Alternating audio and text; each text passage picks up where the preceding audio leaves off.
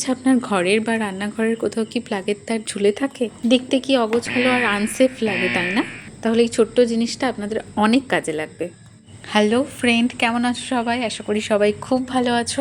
আজকে তোমাদের সাথে এই ছোট্ট পার্সেলটার আনবক্সিং শেয়ার করব। এটা ছোট হলেও এটা কিন্তু ভীষণ দরকারি একটা প্রোডাক্ট।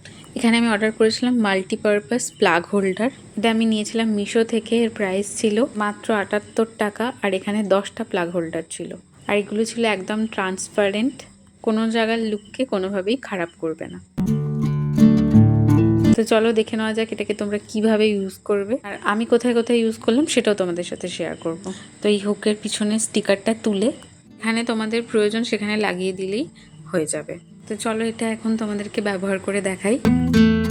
তো এই যে আমার রান্নাঘরে দেখতেই পাচ্ছ, এখানে আমার একটাই বোর্ডে প্লাগের পয়েন্ট, কারণ আমরা এটা ফ্রিজের জন্যই শুধু করেছিলাম, বাট পরে আমাদের এই ওয়াশিং মেশিনটা কেনা হয়েছে। এটার আগে আমাদের কোনো প্ল্যান ছিল না, তাই এর জন্য কোনো পয়েন্টও করা হয়নি। তো এখন আমার যখনই ওয়াশিং মেশিন ইউজ করার প্রয়োজন হয় তখন বেশ অসুবিধা হয়। একটা প্লাগ যদি খুলে ওয়াশিং মেশিনের উপর রাখি বা বোর্ডে কোথাও রাখার চেষ্টা করি, সেখান থেকে এটা নিচে পড়ে যায়, আর অনেক সময় প্লাগে জলও লেগে যায়। তো এই প্লাগ হোল্ডারের সাহায্যে আজকের পর থেকে আমার এই সমস্যাটা আর হবে না। দেখো আমি এটাকে এভাবে স্টিকারটা তুলে এখানে লাগিয়ে দিলাম। এখন আমার যখনই ওয়াশিং মেশিন ইউজ করার প্রয়োজন হবে আমি ফ্রিজের জ্যাকটাকে এখানে রেখে দিতে পারবো। এটা আর কোনোভাবে নিচে পড়ে যাওয়ার ভয় থাকবে না। আর আমার রান্নাঘরের এই সাইডটা দেখো, এখানে আমরা 3টে পয়েন্ট করেছিলাম, এরপরেও এত অ্যাপ্লায়েন্স যে কম পড়ে যায়, যেমন rice cooker, electric kettle, micro oven, mixer grinder. আবার এখন গ্যাসের সমস্যার জন্য তো রোজ ইন্ডাকশনও ব্যবহার করতে হয়।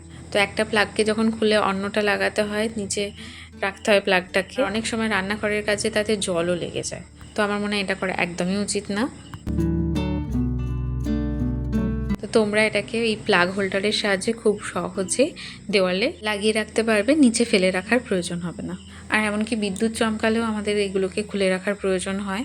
তো এই প্লাগগুলোকে খুলে নিচে না রেখে এভাবে দেওয়ালে হ্যাং করে রাখতে পারবে। এতে জিনিসগুলো দেখতেও অনেক গোছানো লাগবে। একসাথে যখন অনেকগুলো তার কিচেন স্ল্যাবের উপর পড়ে থাকে সেটা দেখতেও খারাপ লাগে।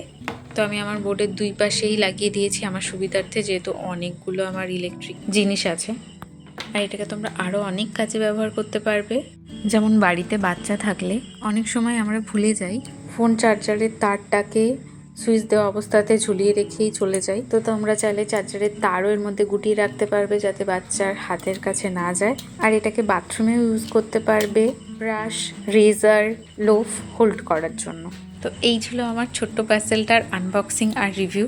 তোমাদের কাছে এই প্রোডাক্টটা কেমন লাগলো কমেন্ট করে অবশ্যই জানিও। আর আমার ভিডিওটা ভালো লাগলে অবশ্যই আমার চ্যানেলটাকে সাবস্ক্রাইব করে যেও। আজকের মতন টাটা, সবাই খুব ভালো থেকো।